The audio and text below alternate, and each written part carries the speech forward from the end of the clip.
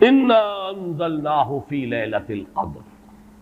یہاں نوٹ کیجئے قرآن حکیم میں اللہ تعالیٰ نے اپنی ذات کے لیے کہیں تو واحد کا صیغہ استعمال کیا، اننی انا اللہ لا الہ الا انا فاعبدنی واقم الصلاۃ لذکری. یہ سب واحد کی صیغہ. کہیں جمع کا صیغہ آتا ہے، انا انزلناہ فی لیلۃ القدر انا فتحنا لک فتحا مبینا انا نحن نزلنا الذکر وانا لہ لحافظون انا اعطیناک الکوثر. تو اس میں ظاہر بات ہے کہ اگرچہ یہ مفرد ہے انی، اور یہ انا جو ہے جمع کا صیغہ ہے، لیکن یہ اظہر من الشمس ہے کہ اس میں اللہ تعالیٰ کی ذات میں کوئی تعدد یا تکثر کا کوئی سوال نہیں. معاذ اللہ ثم معاذ اللہ، کوئی کثرت نہیں ہے، وہ تو وحدت مطلقہ ہے. ذات باری تعالیٰ وحدت مطلقہ ہے، جس سے بڑی وحدت اور جس سے گہری وحدت کا ہم تصور بھی نہیں کر سکتے. لہذا یہاں پر جمع کا صیغہ کس لیے آیا؟ یہ عربی زبان کا اسلوب ہے کہ جیسے شاہانہ انداز کا کلام ہوتا ہے ہم، یہ ہم جو ہے در حقیقت اپنی عظمت، اپنی تفخیم، اپنی جلالت شان، اپنی علو مرتبت، اس کے اظہار کے لیے انا انزلناہ فی لیلۃ القدر. انزلناہ، یہ جو ضمیر مفعولی ہے، ہم نے نازل کیا اس کو لیلۃ القدر میں. اب یہ عام طور پر تو اسلوب یہ ہے کہ ضمیر کا استعمال وہاں آنا چاہیے جہاں جس شے کے لیے ضمیر آ رہی ہے اس کا ذکر صراحت کے ساتھ پہلے ہو چکا ہو. عام اسلوب یہی ہے، لیکن قرآن حکیم کے اپنے اسالیب ہیں، خاص مخصوص اسالیب ہے. قرآن مجید جیسے ہم کہا کرتے ہیں کہ فلاں ادیب جو ہے وہ خود صاحب طرز ادیب ہے، اس نے اپنی طرز خود ایجاد کی ہے، یہ طرز خاص ہے ایجاد میری. صاحب طرز ادیب جیسے ہوتے ہیں ہمارے ہاں، جن کو ہم کہتے ہیں، قرار دیتے ہیں. قرآن مجید کے اپنے اسالیب ہیں، اپنا طرز بیان ہے، اور اس میں یہ ہے کہ جو شے بالکل اظہر من الشمس ہو اس کے لیے پہلے سے تذکرہ ہونا ضروری نہیں ہے. اس کے لیے ضمیر لے آئیں گے بغیر اس کے کہ پہلے سے صراحت کے ساتھ اس کے لیے کوئی ذکر موجود ہو. اس میں در حقیقت اشارہ یہ ہوتا ہے یہ بالکل سامنے کی بات ہے، اس کے ذکر کی ضرورت ہی نہیں. یہ تو جانی پہچانی بات ہے، یہ تو بالکل مشہور اور معروف حقیقت ہے. اسی کی دو مثالیں ہیں. مثلا یہ کہ سابقہ سورت جو ہے سورۃ العلق، اس میں کہیں ابو جہل کا نام نہیں آیا، لیکن ظاہر بات ہے کہ جب وہ آیات نازل ہوئی ہیں اور جب محمد الرسول اللہ صلی اللہ علیہ وسلم نے ان کو پڑھ کر سنایا ہوگا تو شاید ہی کوئی شخص و مکے والا کہ جو نہ پہچان سکا ہو کہ یہ کس کا ذکر ہے. ارایت الذی ینہی عبدا اذا صلی ارایت ان کان علی الہدی او امر بالتقوی ارایت ان کذب وتولی الم یعلم بان اللہ یری. ظاہر بات ہے اظہر من الشمس ہے تو نام لینے کی ضرورت نہیں. اسی طریقے سے مثلا اسلوب جو ہے بہت نمایاں ہو کر آیا ہے سورہ واقعہ کے آخری رکوع میں، کلا اذا بلغت الحلقوم فلولا اذا بلغت الحلقوم. تو کیوں نہیں ایسا ہوتا کہ جب وہ پہنچ جاتی ہے حلق تک، حلقوم تک، کیا پہنچ جاتی ہے؟ اب یہاں پہ اصل من الشمس سے مراد ہے عالم نزا میں جبکہ جان آ کر ہنسلی میں پھنس جاتی ہے. یہاں گھنگرو بولتا ہے اصل میں حتی اذا بلغت الحلقوم. یہ آخری وقت جو ہے معلوم ہوتا ہے کہ یہاں کوئی آواز آ رہی ہے اور جان یہاں آ کر پھنس گئی، لیکن یہاں جان کا یا نفس کا کہیں نہیں آیا. فلولا اذا بلغت الحلقوم وانتم حينئذ تنظرون ونحن اقرب اليه منكم ولكن لا تبصرون فلولا ان كنتم غير مدينين ترجعونها ان كنتم صادقين. اب یہاں پر بھی لفظاً کوئی ذکر نہیں ہے کہ کس شے کے لیے یہ لفظ استعمال ہو رہا ہے، لیکن اس کے مشہور و معروف اور اظہر من الشمس ہونے کے اعتبار سے وہ جو عام قاعدہ ہے اس کے خلاف یہاں پر بغیر اس کے صراحت کے تذکرے کے ضمیر کا استعمال ہو گیا. انا انزلناہ فی لیلۃ القدر. اس میں ایک بات اور نوٹ کیجئے کہ در حقیقت کسی شے کا اس طرح تذکرہ نہ کرنا یہ خود اس کی عظمت کی دلیل ہے. گویا کہ یہاں پر نہ صرف یہ کہ قرآن کے لیے اس ہو کا ضمیر جو ہے اس کی انا انزلناہ ہو، یہ قرآن کے اپنے مخصوص اسلوب کے مطابق آئی ہے، بلکہ اس میں قرآن کی عظمت کی طرف اشارہ ہے. اس لیے کہ جو صاحب عظمت ہستی ہو اس کا نام نہیں لیا جاتا، بلکہ اس کی طرف آ جناب، آ حضور، یہ الفاظ جو ہیں یہ اسی لیے اختیار کیے گئے ہیں اور ایجاد کیے گئے ہیں کہ عظیم ہستی صاحب مرتبہ کوئی شخصیت ہے اس کا نام نہیں لیا جاتا، اس کی طرف اشارے کیے جاتے ہیں. انا انزلناہ، ہم نے اسے نازل فرمایا.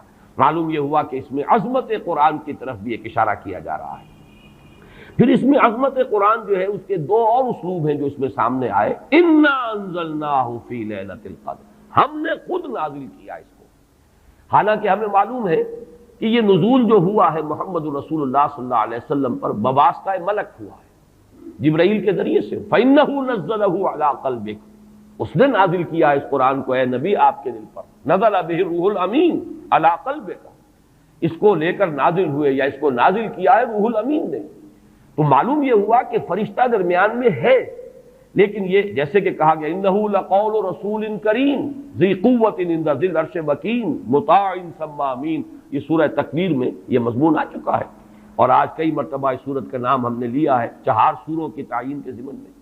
تو یہ سب کچھ کس لیے کہ معین طور پر یہ بات واضح ہو جائے کہ قرآن مجید کی تنزیل محمد الرسول اللہ صلی اللہ علیہ وسلم پر بواسطہ ملک ہوئی ہے، لیکن یہاں اس واسطے کو ہٹا کر بات کی جا رہی ہے انا انزلناہ فی لیلۃ القدر، تاکہ یہ اللہ تعالیٰ کی ذات کے ساتھ اس کی جو نسبت خصوصی ہے وہ نمایاں ہو، اور اس سے قرآن مجید کی بھی عظمت جو ہے وہ اور اجاگر ہو کر اور نکھر کر اور ظاہر ہو کر سامنے آ جائے.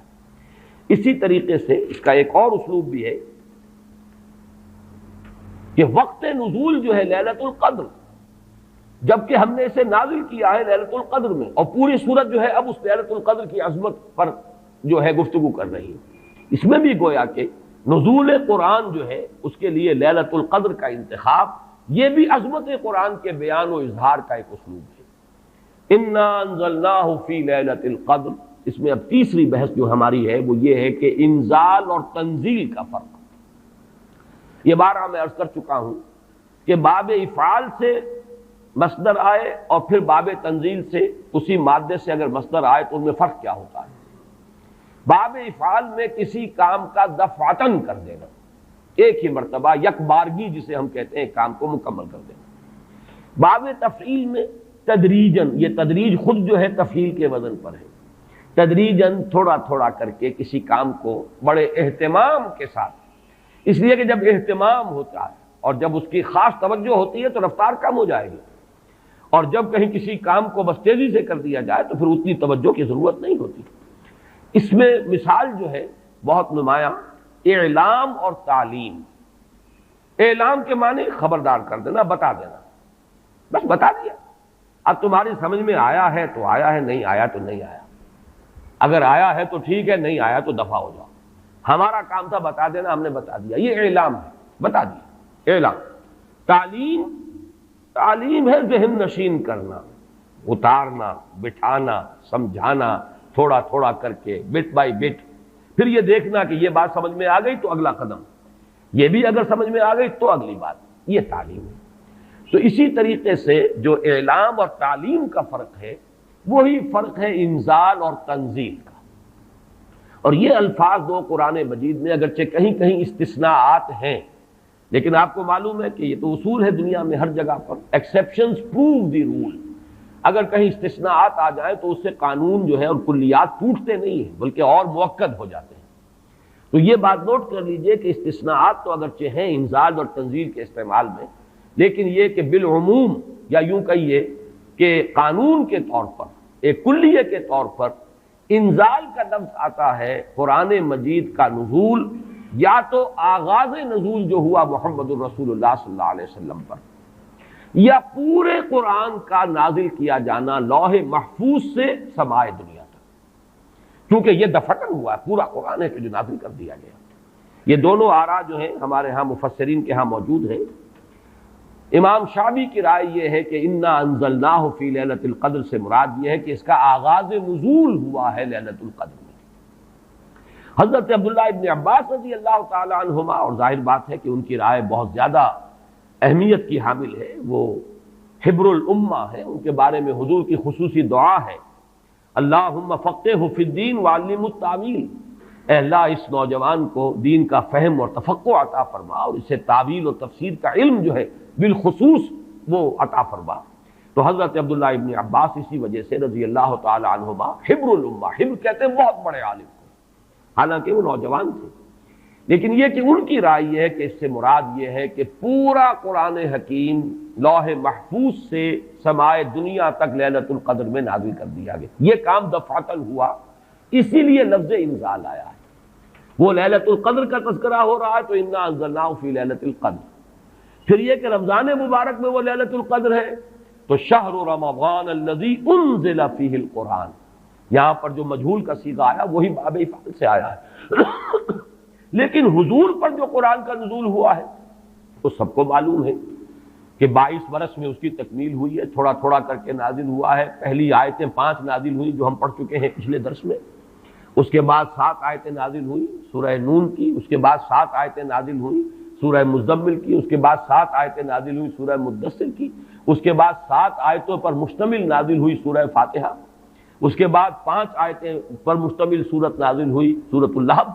تو یہ نجمن یہ تقریباً 22 برس میں جا کر اس کی تکمیل ہوئی ہے تنزیل کی. اب یہاں لفظ تنزیل ہوتا ہے فَإِنَّهُ نَزَّلَهُ عَلَىٰ قَلْبِكَ. اے محمد آپ کے قلب پر جو ہے یہ تنزیل کے طور پر آیا ہے، نجمن آیا ہے، تھوڑا تھوڑا کر کے آیا ہے، رفتہ رفتہ آیا ہے، تدریجاً آیا ہے. بلکہ یہ بحث تو کئی بار آ چکی ہے کہ حضور کو تو اشتیاق رہتا تھا، آپ چاہتے تھے کہ جلدی جلدی قرآن نازل ہو، اور آپ جو ہے شکوہ بھی کرتے تھے حضرت جبرائیل سے کہ آپ دیر دیر سے اور وقفہ ڈال کر آتے ہیں، جس کی کہ پھر قرآن مجید میں ہی مذکور ہے سورہ مریم میں کہ ان کی طرف سے ایک وضاحت آئی ہے وَمَا نَتَنَزَّلُ إِلَّا بِأَمْرِ رَبِّكَ. اور پھر اس کے علاوہ دوسرے مقام پر وَلَا تَعْجَلْ بِالْقُرْآنِ مِن قَبْلِ أَن يُقْضَىٰ إِلَيْكَ وَحْيُهُ. اے نبی جلدی نہ کیجیے، قرآن مجید کی آپ پر تنزیل جو ہے اس کے اندر جو وقت اور جو اس کے اندر وقفے ہیں یہ اللہ تعالیٰ کی حکمت کے تحت ہیں اور ان کے اندر حکمت مثمر ہے، لہذا آپ جلدی نہ کیجیے. وَلَا تَعْجَلْ بِالْقُرْآنِ مِن قَبْلِ أَن يُقْضَىٰ إِلَيْكَ وَحْيُهُ. تو اس اعتبار سے نوٹ کر لیجئے کہ تنزیل جو ہے وہ محمد الرسول اللہ صلی اللہ علیہ وسلم پر نزول قرآن کے لیے، اور انزال ہے قرآن مجید کا دفعتاً نازل ہو جانا. اور اس میں میں یہ سمجھتا ہوں کہ زیادہ جو قوی رائے ہے وہ حضرت عبداللہ ابن عباس رضی اللہ تعالیٰ عنہما کی ہے کہ یہاں جس انزال کا ذکر کیا جا رہا ہے وہ لوح محفوظ. اور یہاں ذرا گن لیجئے قرآن مجید میں لوح محفوظ کے لیے 2 الفاظ اور بھی آئے ہیں. اِنَّهُ فِي أُمِّ الْكِتَابِ لَدَيْنَا لَعَلِيٌّ حَكِيمٌ. یہ ام الکتاب میں ہے، وہ ہے اصل جڑ، وہ ہے اصل کتاب. یہ تو نقول ہے، جیسے کہ میں نے بارہا کہا ہے کہ فیصلہ جو ہے جج کے ہاتھ کا لکھا ہوا محفوظ ہے، آپ نقل حاصل کر سکتے ہو، وہ نقل مطابق اصل جو ہے وہ آپ کو مل جائے گی. لیکن یہ کہ اصل فیصلہ تو وہ ہے جو جج نے اپنے ہاتھ سے لکھا ہے اور وہ محفوظ ہے. اسی طریقے سے اصل قرآن تو جس کو کہا گیا فی کتاب مکنون لا یمسہ الا المطہرون، تو کتاب مکنون، لوح محفوظ، ام الکتاب، یہ 3 جو ہے مختلف اسلوب ہیں اس حقیقت کو بیان کرنے کے لیے کہ وہ اس عالم امر میں، وہ 7ویں آسمان سے بھی اوپر کہیں کوئی ہے جس کی حقیقت کو اس وقت ہم نہیں سمجھ سکتے. وہ لوح محفوظ ہے، وہ ام الکتاب ہے، وہ کتاب مکنون ہے. وہاں سے یہ پورا قرآن نازل کر دیا گیا دفعتاً واحدہ، جملتاً واحدہ، لیلۃ القدر میں، کہ جو کہ رمضان مبارک کی ایک شب تھی، سمائے دنیا تک. وہاں سے پھر فرشتے نے اس کو تدریجاً جو بھی اس کے نزول کے لیے حکمت معین تھی اللہ تعالیٰ کے علم میں، اس کے مطابق اس کو نازل کیا محمد رسول اللہ صلی اللہ علیہ وسلم پر. البتہ یہ رائے کہ اس سے مراد آغاز نزول ہے، یہ بھی لفظی اعتبار سے اس کے اندر کوئی تضاد نہیں ہوگا، اس لیے کہ آغاز نزول میں جو آیات نازل ہوئی ہیں وہ تو دفعتاً واحدہ ہی نازل ہوئی ہیں. اقرا بسم ربک الذی خلق، خلق الانسان من علق، اقرا وربک الاکرم الذی علم بالقلم، علم الانسان ما لم یعلم. تو یہ تو ظاہر ہے کہ ایک ہی وقت میں 5 آیات نازل ہوئی. لہذا امام شافعی کی رائے جو ہے وہ بھی جہاں تک کہ لغوی بحث ہے اس کے اعتبار سے اس کو رد نہیں کیا جا سکتا. لیکن یہ کہ جیسا کہ میں نے عرض کیا ہمارے لیے زیادہ اہمیت کا قول جو ہے وہ حضرت عبداللہ ابن عباس کا ہے رضی اللہ تعالی عنہما. اب آئیے لیلۃ القدر، انا انزلناہ فی لیلۃ القدر. اس میں قدر سے مراد کیا ہے؟ قدر کی رات. بعض حضرات نے تو بڑی آسانی کی ہے کہ ترجمے میں کہہ دیا ہم نے اسے شب قدر میں نازل کیا. ظاہر بات ہے کہ ترجمے میں تو آسان ہے، لیل کی جگہ شب کا لفظ لے آئیے اور اس کے ساتھ قدر کے لفظ کو جو کا تو رکھ دیجئے. یہی وجہ ہے کہ اردو میں ترجمہ کرنا، اردو میں درس دینا قرآن کا بہت آسان ہے. لیکن کوئی ایسی اجنبی زبان ہو کہ جس کے الفاظ سرے سے مناسبت نہ رکھتے ہو عربی زبان کے الفاظ کے ساتھ، وہاں بہت مشکل ہو جاتا ہے۔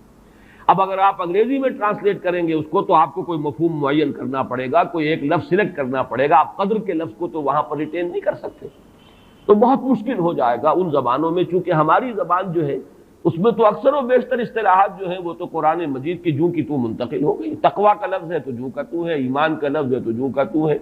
اس اعتبار سے اردو میں ترجمہ یا اردو میں درس قرآن دینا بہت آسان ہے، لیکن کسی اور زبان میں کہ جس کا کوئی بھی ربط نہ ہو اردو کے ساتھ، عربی کے ساتھ، فارسی کے ساتھ، بہت مشکل۔ اس قدر سے مراد کیا ہے؟ اس کے ضمن میں 3 آراء ہیں کہ جو ملتی ہیں، 2 بہت مشہور ہیں، تیسری ذرا ایک شاذ رائے ہے، لیکن یہ کہ بہرحال وہ بھی میں چاہتا ہوں کہ آپ کے علم میں آ جائے۔ قدر سے مراد ایک تو یہ ہے کہ یہ تقدیر الامور، یہ رات وہ ہے کہ جس میں 1 سال کے لیے مقادیر اور تقدیروں کا تعین ہو جاتا ہے۔ اگرچہ ایک لفظ میں نے استعمال غلط کر دیا اس جملے میں، تعین تو وہ ہو چکا ہے ازل میں، اللہ تعالیٰ کے علم ازلی میں تو وہ چیزیں پہلے سے موجود ہیں، کب کس وقت کس شے کو ظہور پذیر ہونا ہے، کب کس وقت کس جگہ کون سا واقعہ ظاہر ہوگا۔ لیکن یہ ہے کہ وہ تو اللہ کا علم قدیم ہے، علم کی حد تک وہ علم قدیم ہے، وہ تو ہمیشہ سے شے جو ہے موجود ہے اللہ کے علم قدیم میں۔ لیکن یہ کہ ہر سال کا معلوم ہوتا ہے کہ جیسے ہمارے ہاں ایک مفہوم ہے، بجٹ سیشن ہے، سال بسال کچھ چیزیں معین کی جاتی ہیں، اس اعتبار سے ہر سال یہ ایک شب آتی ہے کہ جس میں اس سال سے متعلق امور فرشتوں کے حوالے کر دیے جاتے ہیں۔ اس اصل جو ہے ام الکتاب سے، یوں سمجھ لیجئے ام الکتاب، اب یہاں میں لفظ استعمال کر رہا ہوں، اللہ تعالیٰ کا علم قدیم، اللہ تعالیٰ کے علم قدیم میں جو چیزیں معین ہیں، جو آنے والے سال کے لیے جو حالات، حوادث، واقعات جو بھی ظہور پذیر ہونے ہیں، ان کے بارے میں اللہ کے جن فیصلوں کی تنفیذ ہونی ہے وہ حوالے کر دی جاتی ہیں فرشتوں کے کہ وہ ان کو تنفیذ کریں۔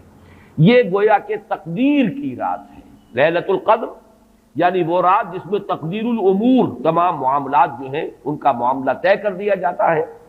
اور اس کی تائید ہوتی ہے وہ سورہ دخان کی آیت سے، فیہا یفرق کل امر حکیم، اور اس آیت میں جو لفظ آیا وہ بہت پیارا آیا، یفرق، اس رات میں ہر بات جو پختہ ہے وہ جدا کر دی جاتی۔ فرق کے معنی جدا کرنا، فرق علیحدہ کر دینا، فرق کے معنی ہے کسی شے کے ٹکڑے کر دینا، وہ فرق ہوگا۔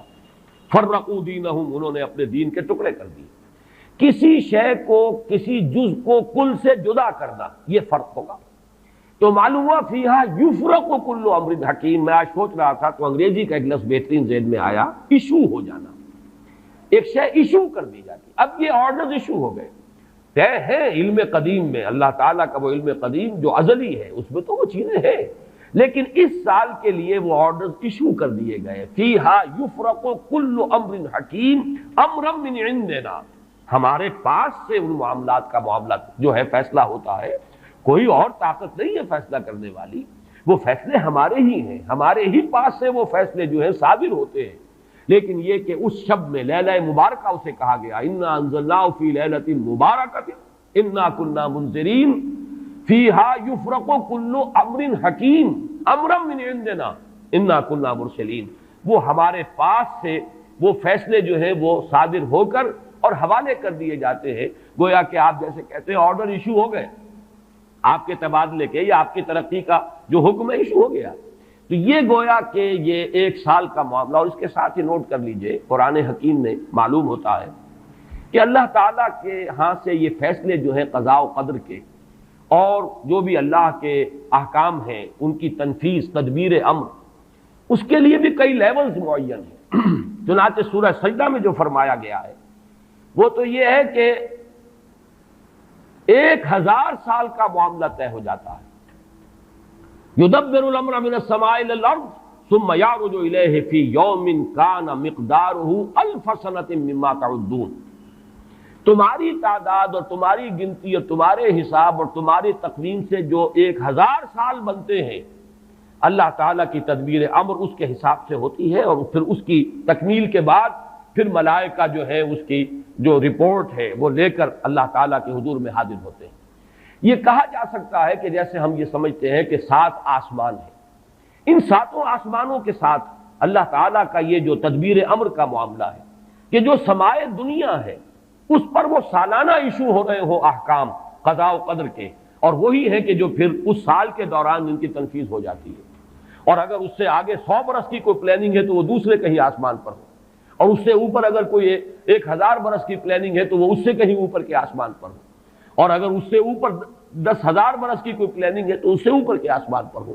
یہ سارے معاملات ممکن ہیں، یہ عالم امر کی وہ باتیں ہیں جن کو صحیح طور پر سمجھنا ہم صرف اشارات کے حوالے سے کوئی دھندلا سا تصور قائم کر سکتے ہیں کہ قرآن ایک طرف یہ بھی کہہ رہا ہے یدبر الامر من السماء الى الارض ثم يعرج الیہ فی یوم کان مقدارہ 1000 سنۃ مما تعدون۔